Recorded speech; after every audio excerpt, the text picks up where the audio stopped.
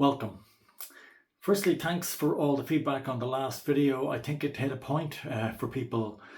It was, would you like to live in a coherent society? And I think it brought up all those questions, what is a coherent society? Do we live in a coherent society? And I gave some examples of why our society is not coherent, it doesn't hold together. So in this video, I promised you that I would give you the next stage, which is what constitutes a coherent society. And it's actually relatively straightforward.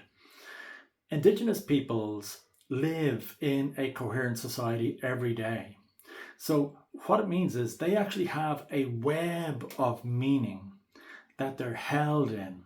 Okay, so if you think of a spider's web, all they points on their web of their culture, symbols, stories, language, ritual, all these things actually hold them in a web of meaning, and they all point to each other. So the stories link to the myths, the language is connected to the stories, everything holds together. The ritual gives them an embodiment of their web of meaning. So literally everything makes sense within this web of meaning. So if you think about it, it's like this.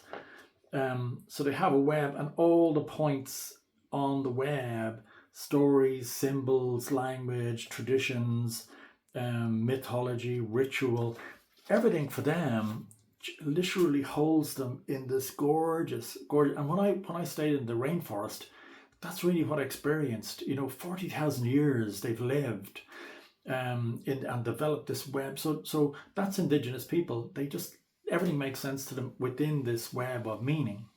If, on the other hand, we think of Western society is fractured. So the web is actually disjointed. It's all pieces. So the English doesn't relate to, the stories, the mythologies, the traditions. It's a relatively new language, especially for Ireland. Our language goes back 1,000 years before England. The symbols, the stories, the songs. So you have songs that you hear on the radio. What do they relate to? Indigenous people, everything's interwoven into this amazing, amazing web. And so that's what happens in Western society. When we're not in this web, when everything is fragmented and fractured, we have all the symptoms, disconnection, alienation, isolation, loneliness. It's just all fragmented, and we're kind of wandering around trying to find it. And then we find like some songs that give us a kind of a part of it, and we're like, oh my God, I have this.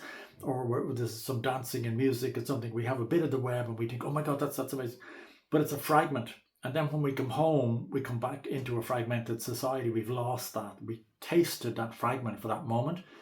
And then we come back into a fragmented society or something else. We hear a story, or we go to a storytelling. And we, oh my God, that's amazing, that's whatever.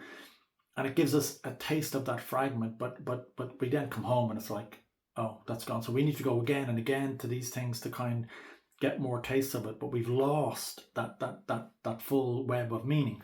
And the other thing is, really central to this, is within the web, you've got a center. For Indigenous people, you have a center to that web. And it's the elders. So the elders actually, they're a repository for all the stories, the rituals, the traditions, the symbols. They hold them all together. They're like a point between the present and the past. They hold that center of the web. And that's vital. In our Western society, we don't have a center. You might have seen, there's no center here.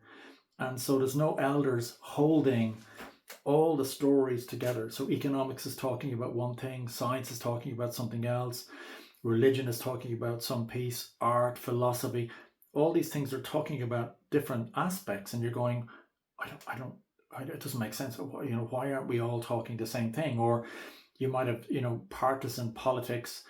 One party's talking about something, some other party's talking about something else, and it's all divided, and you're going, it just doesn't, where's the center in all this? And there isn't one.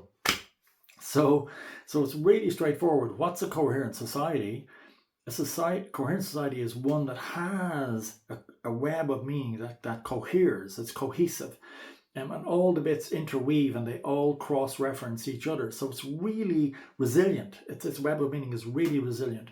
And a society that's not that, our Western society, is just fractured, fragmented, and all the consequences of that. So what can we do? Where's the positive aspect on this? And it is the next video I want to talk about, well, how do you build your own web of meaning? And that's what I've been working on in my book.